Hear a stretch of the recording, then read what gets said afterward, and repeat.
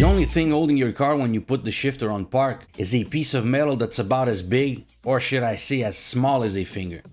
When you park on a hill, the weight of the whole car rests on only this tiny little piece. So if you don't engage the handbrake, that piece might break after a certain time.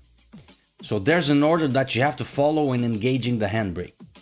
After you stop, hold the brake pedal, then pull the handbrake up while still holding the brakes, put the shifter on park, then, last thing, release the brake pedal.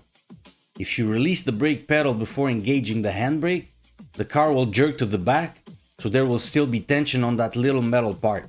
So remember, hold the brakes, pull handbrake, put on park, release the brake.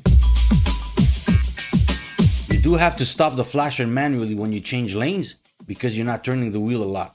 But if you turn the wheel more than a quarter of a turn, the flasher will stop itself when the wheel comes back to its straight position. Here's some tips to know if a street is one or two ways. Check the position of the parked cars. If they're all facing towards the same side on both sides of the street, it's a one-way street. If they're facing in opposite directions, it's a two-way street. The stop lines on the asphalt.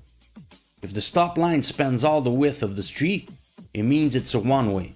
If it spans only half of the street, it means it's a two-way, since the vehicles in each direction can only use half of the street.